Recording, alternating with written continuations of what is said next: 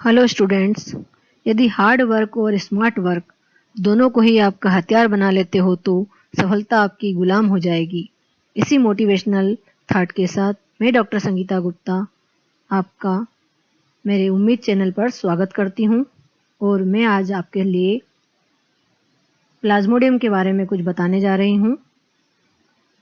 Plasmodium में से competitive exam में बहुत सारे ऑब्जेक्टिव टाइप क्वेश्चंस पूछे जाते हैं। मैं आज अपने इस वीडियो में वही क्वेश्चन आपको शेयर करने जा रही हूं। सबसे पहला क्वेश्चन बनता है जो मलेरिया शब्द के जनक कौन है? तो मैक्यूलांच नामक वैज्ञानिक मलेरिया शब्द के जनक हैं। सर्वप्रथम मलेरिया व मच्छर का संबंध स्थापित करने वाले वैज्ञानिक का नाम है लांसीसी। प्लाज्मोडियम मादा एनाफिलीज द्वारा यह रोग फैलता है। यह बात किसने कही थी? तो रोनाल्ड रास नामक वैज्ञानिक ने कही थी ये बात। प्लाज्मोडियम मलेरी में इरिथ्रोसाइटिक चक्र का अध्ययन किस वैज्ञानिक द्वारा किया गया था? तो गाल्जी नामक वैज्ञानिक है जिन्होंने प्लाज्मोडियम मलेरी में इरिथ्रोसाइटिक चक्र का अध्ययन किया था। साइजोगोनी व पोस्ट इरिथ्रोसाइटिक साइजोगोनी का अध्ययन करने वाले वैज्ञानिक का नाम है सार्ट। प्लाज्मोडियम फेल्सीपेरम जाति की प्री इरिथ्रोसाइटिक साइजोगोनी का अध्ययन करने वाले वैज्ञानिक का नाम है जाफेरी। प्लाज्मोडियम ओवेल जाति में प्री इरिथ्रोसाइटिक साइजोगोनी का अध्ययन करने वाले वैज्ञानिक का नाम है ग्राहम। ये आप सभी क्वेश्चन इस तरह से हैं जो कंफ्यूज करने वाले हैं आपको, तो आपको ध्यान से सुनना है कि प्लाज्मोडियम ओवेल जाति में प्री इरिथ्रोसाइटिक साइजोगोनी का अध्ययन करने वाले वैज्ञानिक का नाम है ग्राहम और प्लाज्मोडियम फेल्सीपेरम जाति की प्री इरिथ्रोसाइटिक साइजोगोनी का अध्ययन करने वाले वैज्ञानिक का नाम है जाफेरी। मलेरिया दिवस कब मनाया जाता है? 29 अगस्त को मलेरिया दिवस मनाया जाता है। एनाफिलीज मच्छर में जीवन चक्र का जो अध्ययन किया है वो कौन से वैज्ञानिक ने किया है? तो बी ग्रासी नामक वैज्ञानिक ने मच्छर के जीवन चक्र का अध्ययन किया है। मलेरिया परजीवी मोनोग्राफ का लेखक सी गरनहैम है। प्लाज्मोडियम की अभी तक जो ज्ञात जातियों की संख्या है वो है 6060। प्लाज्मोडियम की मनुष्य में पाई जाने वाली जातियों की संख्या है 4। भारत में पक्षियों में मलेरिया उत्पन्न करने वाली जातियां तो प्लाज्मोडियम प्रीकॉक्स और प्लाज्मोडियम गैलिनीसियम, ये 2 जातियां हैं जो कि पक्षियों में मलेरिया रोग उत्पन्न करती है। प्राथमिक परपोषी मनुष्य होता है और जो सेकेंडरी परपोषी होता है वो मादा एनाफिलीज मच्छर है। ये संक्रामक अवस्था स्पोरोजोइट होती है। प्री इरिथ्रोसाइटिक चक्र द्वारा उत्पन्न होते हैं। क्या उत्पन्न होते हैं? तो क्रिप्टोजोइट्स या उसको हम कह सकते हैं क्रिप्टोमीरोजोइट्स। और एक्सो इरिथ्रोसाइटिक चक्र द्वारा उत्पन्न क्या होते हैं? तो बताना है मेटा क्रिप्टोमीरोजोइट्स या उन्हें हम कहते हैं फेनेरोजोइट्स। तो प्री इरिथ्रोसाइटिक चक्र में क्रिप्टोजोइट्स और एक्सो इरिथ्रोसाइटिक चक्र में मेटा क्रिप्टोजोइट्स उत्पन्न होते हैं। एक्सो इरिथ्रोसाइटिक चक्र किस जाति में नहीं पाया जाता है? तो आपको ध्यान रखना है प्लाज्मोडियम फेल्सीपेरम में एक्सो इरिथ्रोसाइटिक चक्र नहीं पाया जाता है। प्लाज्मोडियम की जो होस्ट स्टेज है वो क्या है?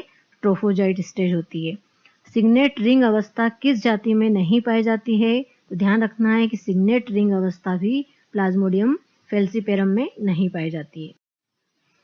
प्लाज्मोडियम द्वारा उत्पन्न होने वाला जो विषैला पदार्थ होता है उसका नाम क्या है? तो उसका नाम है हीमोजॉइन।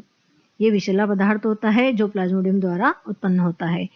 प्लाज्मोडियम की विभिन्न जातियों में पाई जाने वाली कणिकाएं कौन कौन सी कणिकाएं होती है जो प्लाज्मोडियम की विभिन्न जातियों में उत्पन्न होती है? नंबर 1 पर है प्लाज्मोडियम वाइवेक्स, सफनर्स कणिकाएं होती है इसमें। और जो प्लाज्मोडियम फेल्सीपेरम होता है उसमें मोरर्स कण होते हैं। और जो प्लाज्मोडियम ओवेल होता है उसमें जेम्स कणिकाएं होती है। और प्लाज्मोडियम जो मलेरी होता है उसमें जायमन कण होते हैं। तो ये चारों ही स्पीसीज है जिनमें की अलग अलग नाम की कणिकाएं पाई जाती है।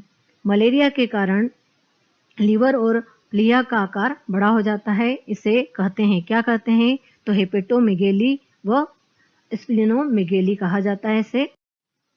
गेमेटोसाइट का परिपक्वन स्थल क्या है? तो स्प्लीन और अस्थि मज्जा। गेमेटोसाइट का परिपक्वन में लगने वाला समय 86 घंटे 86 आवर्स होते हैं। गेमेटोसाइट का मनुष्य में जीवन काल 1 से 2 दिन का होता है। मच्छर के लिए संक्रामक अवस्था गेमेटोसाइट होती है। मलेरिया का रिजर्वायर होस्ट बंदर होता है। स्पोरोजॉइट कितने समय बाद लीवर में प्रवेश कर जाते हैं? तो आधे घंटे में प्रवेश कर जाते हैं ये लीवर के अंदर। होस्ट आरबीसी को गलाने वाला पदार्थ है लाइसोलेसिथिन। आरबीसी को कौन गलाते हैं? तो बोलोगे होस्ट की बॉडी में लाइसोलेसिथिन है जो कि आरबीसी को गलाने का काम करता है। हीमोजाइन की सर्वाधिक मात्रा किस अवस्था में पाई जाती है? तो ध्यान रखना आपको गेमेटोसाइट स्टेज में हीमोजाइन की सर्वाधिक मात्रा पाई जाती है। मलेरिया परिजीवी के युग्मक जनन में लगने वाला समय 15 से 20 मिनट। मच्छर द्वारा रक्त चूसने से लेकर जायगोट बनने तक का जो समय होता है वो कितने घंटे होता है? तो 9 से 10 घंटे। संक्रमित मादा एनाफिलीज की लार ग्रंथियों में स्पोरोजॉइट की संख्या कितनी होती है? 2 लाख होती है। ध्यान रखना आपको। मलेरिया जब बुखार आता है तो टेम्परेचर क्या होता है? 104 से लेकर 105 डिग्री फ़ारेनहाइट। परिजीवी के परपोषी के शरीर में पहुंचने से लेकर पहली बार रुधिर में आने तक लगने वाला जो समय होता है उसे कहते हैं प्री पेटेंट काल। दो मलेरिया दौरों के बीच का अंतराल क्या कहलाता है? पुनरावर्ती काल कहलाता है। कुनेन किस पौधे की छाल से प्राप्त की जाती है? तो आपको बताना है सिनकोना नामक पौधे की छाल से प्राप्त की जाती है। सर्वाधिक प्रभावी व गेमेटोसाइट्स नाशक औषधि का नाम क्या है? डेराप्रम है।